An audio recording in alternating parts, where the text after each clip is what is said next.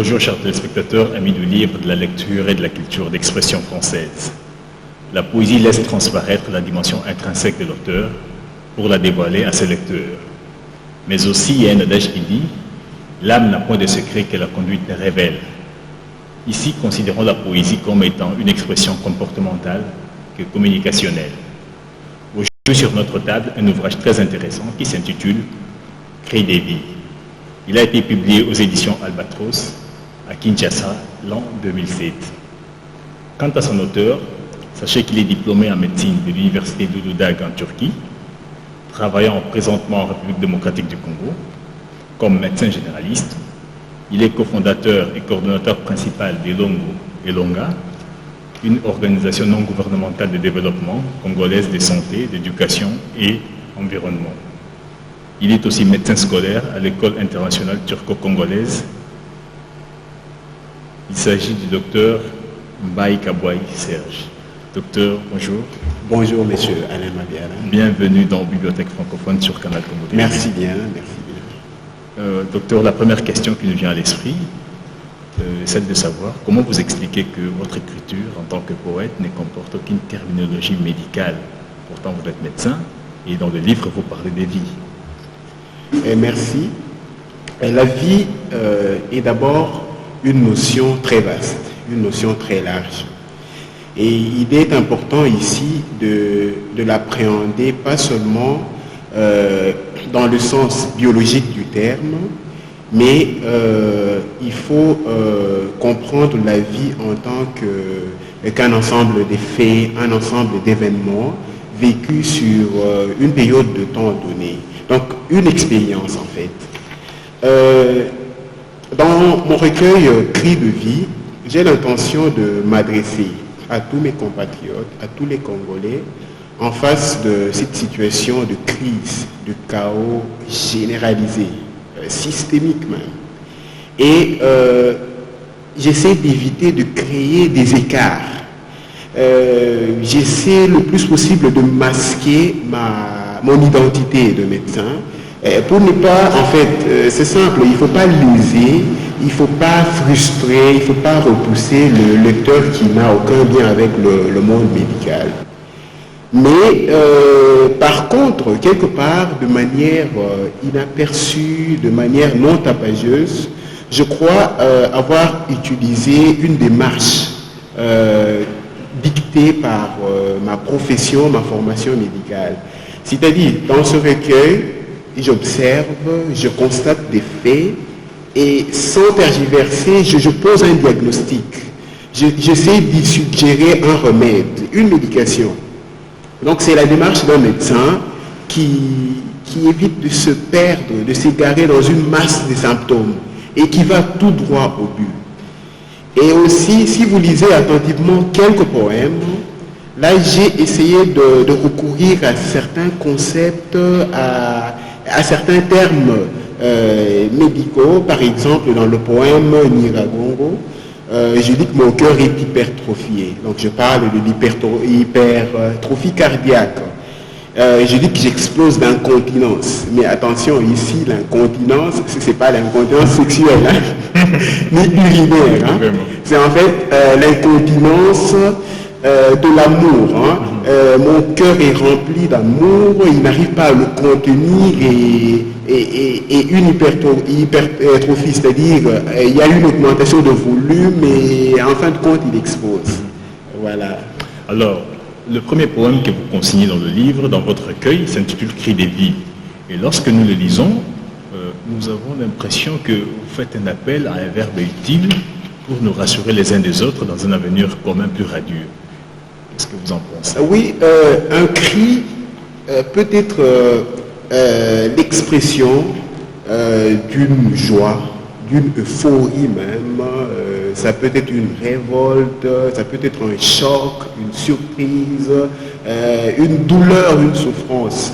Un cri peut être annonciateur. Hein? Donc dans ce sens, un cri peut être une alarme, peut être un signe de vie, un appel au secours. Un cri peut être une attaque, une défense. Hein? Et là, je pense à l'instinct de protection.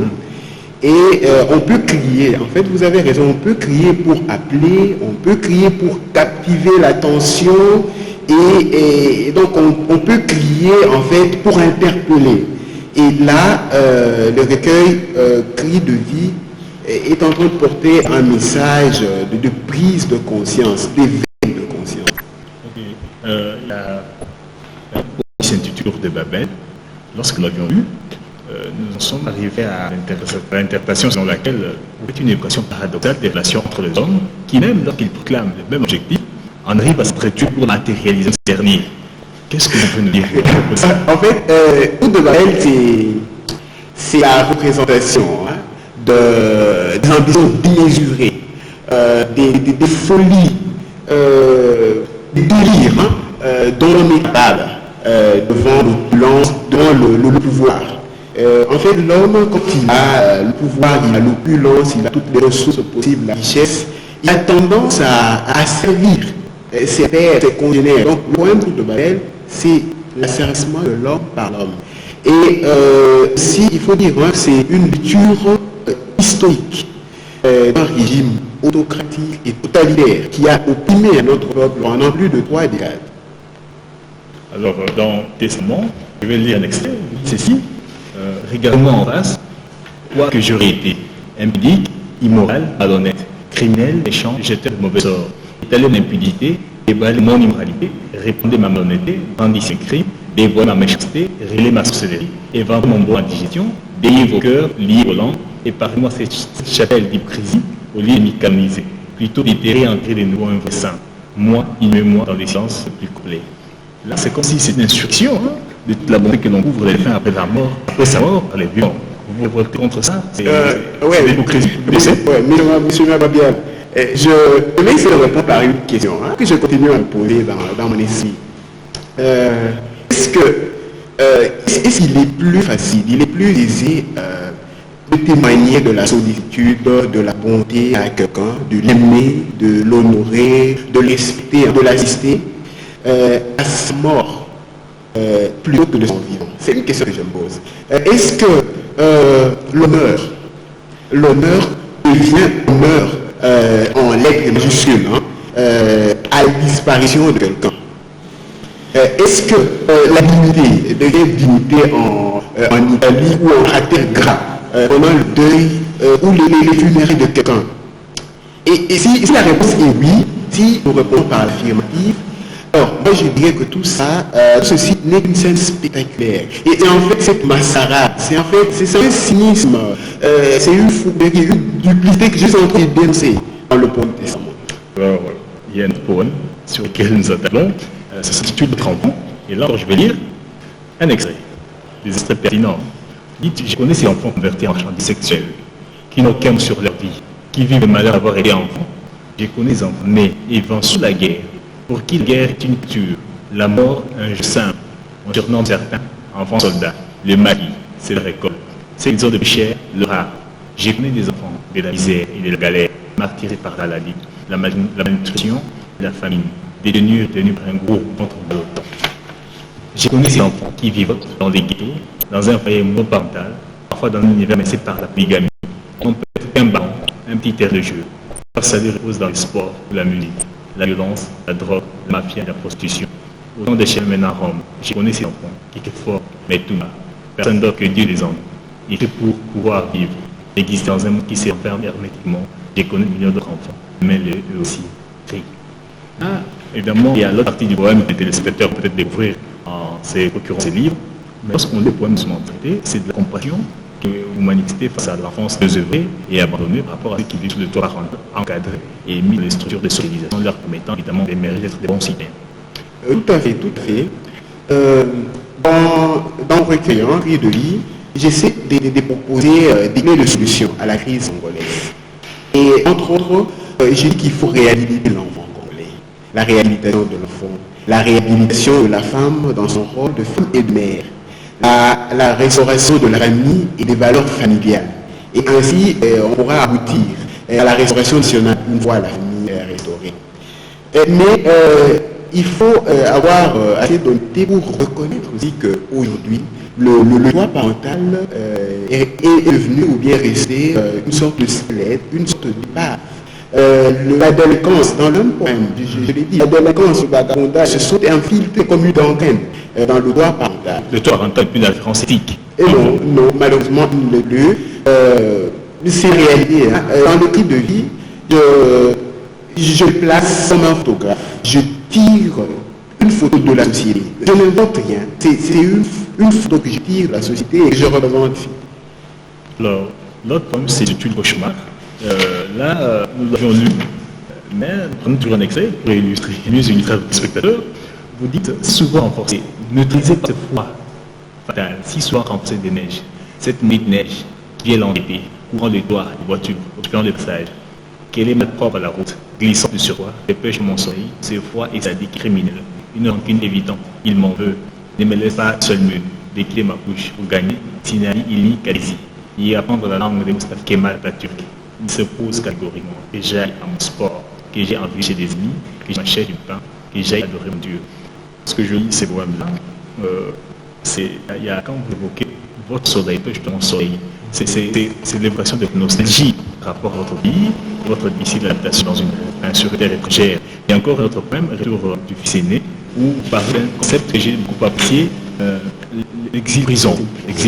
Alors, je trouve que les deux marient un peu, se complémentaires, si vous pouvez en parler. Oui, avec ce livre, je viens d'inventer un concept, c'est celui de l'exil-prison.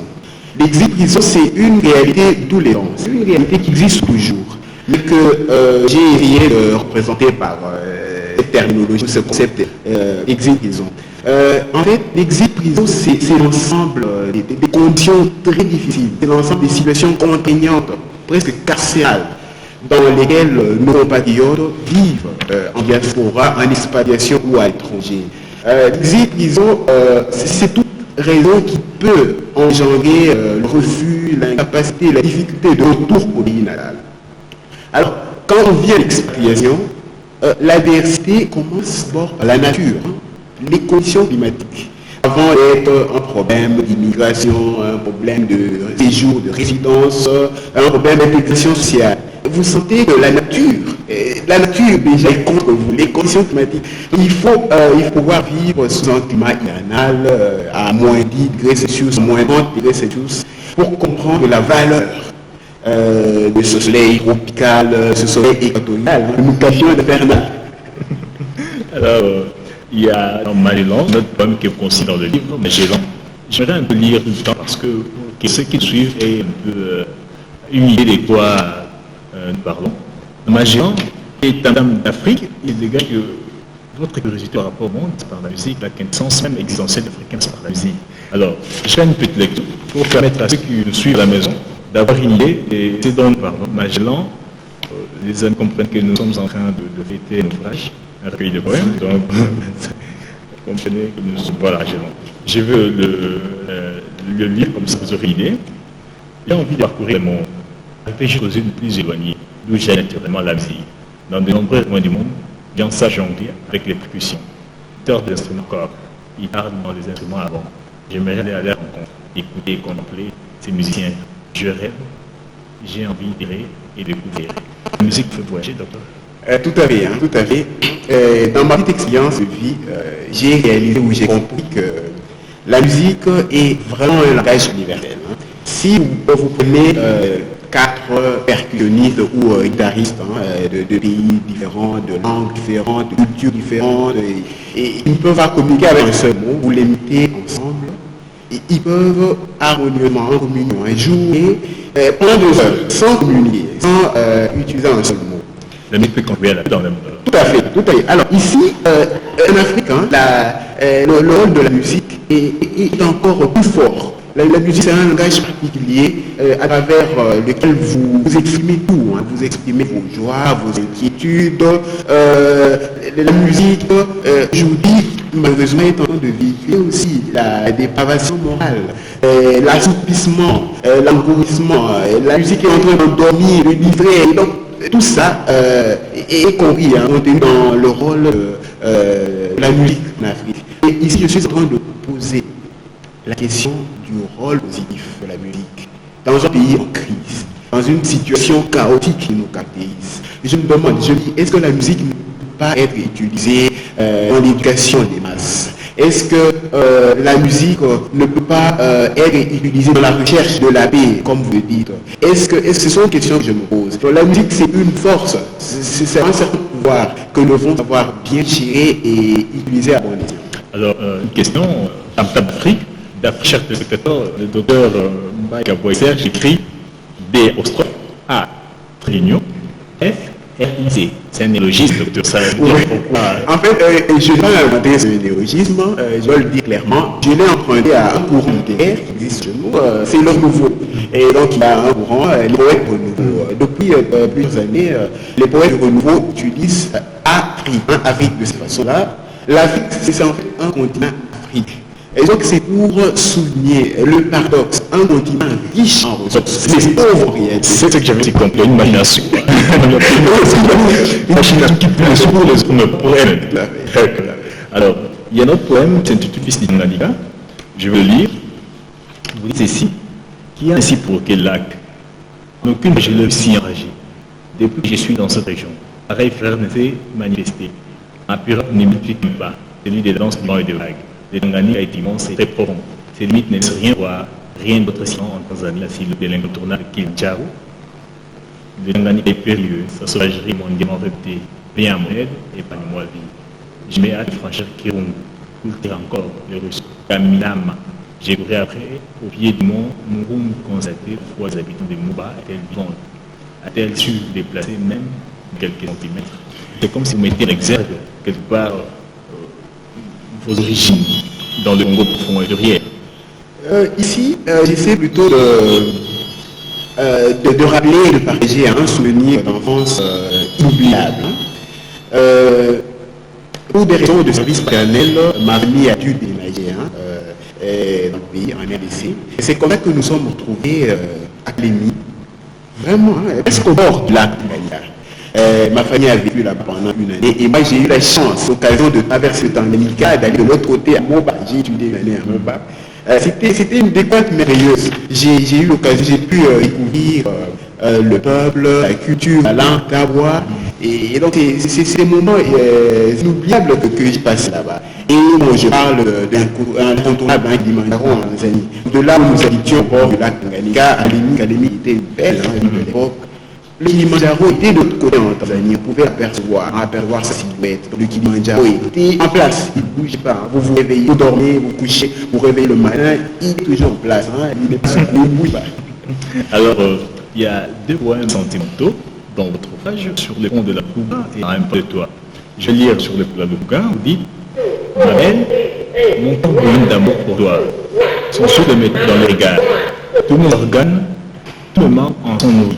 Ma belle, ne me laisse pas chanter seul notre amour. Viens m'accompagner en doux. À toi de me rejoindre sur le pont de la Louga. Partageons le bonheur d'aimer et les lettres. Nous chanterons notre amour à toute l'année, ma belle. Alors le second, c'est à un pas de toi, ce sont des points très concis. Tourne-toi, derrière toi il y a quelqu'un, il a un cœur qui déborde. C'est ce qu'il est rempli, le trésor de recherche. C'est bien ton amour, tourne-toi, regarde bien, tu verras un homme amoureux, sous ton charme. C'est bien moi. Alors, vous profitez votre amour pour une personne, ainsi que votre disponibilité à aimer. Si vous pouvez en parler. Là, on est dans la quintique d'auteur. En fait, là, il y a rien de philosophie. C'est d'ailleurs ce que mon reproché, les écrits. Ils ont trouvé dans la première phase, première partie de mon œuvre, j'étais trop philosophant. Il y a même quelqu'un qui est allé à dire que voilà, je ressemblais à un pontife, je ressemblais à un jésuite. Alors là, il y a rien de philosophie. Et je voudrais partager effectivement de l'amour. L'amour, c'est un aspect indispensable de la vie. Parce que je parle de l'expérience de vie. L'amour, c'est, c'est une dimension forte, c'est une dimension puissante de l'homme. Aimer et être aimé, c'est très vital. Alors, docteur Scalarin, dernière question. On ne sait pas vous donner une conclusion et nous souhaiterons que vous puissiez conclure à travers une dernière question relative à ce que vous avez écrit. C'est un poème que vous intitulez Ma seconde mère. Et je dis que la maternité va toujours coller à chair. Elle n'est pas assise pour distinguer la couleur de peau. C'est une vocation, un excellent don divin. J'étais comme ma propre mère, je cesserai d'appeler de seconde mère. Qu'est-ce que vous voulez dire à travers? Bon, qu'est-ce que je voudrais dire? C'est en fait une expérience qui m'a beaucoup marqué pendant que j'étais en expatriation. J'étais étudiant et à cette période de ma vie, j'ai connu des moments agités, des moments de troubles dans ma vie. Et j'étais loin de ma famille, j'étais loin de mon pays. Mais j'ai eu une mère adoptive qui a valablement joué le rôle de ma mère. Ma mère adoptive était coréenne, sud-coréenne. Et à ce moment précis, elle a fait tout ce que ma mère ferait. Elle m'a corrigé, elle m'a réprimandé, elle m'a aimé comme ma propre mère. Et j'ai réalisé qu'une mère, où qu'elle vive, où qu'elle soit, en Corée du Sud, au Vietnam ou en RDC, reste une mère, quelle que soit sa race. Et je conclus en disant que la maternité, c'est un appel, c'est une vocation divine. Docteur, nous vous remercions d'avoir accepté notre invitation dans la bibliothèque francophone et nous osons croire que nous aurons à jamais un partenaire parce que vous venez de commencer une œuvre et je crois qu'il y en aura d'autres. Ok, merci de nous avoir reçus. Chers téléspectateurs, nous rappelons que nous avons reçu le docteur Mbaye Gabouaï Serge qui a publié le livre intitulé Cris des vies. C'est un recueil de 36 poèmes très intéressants qui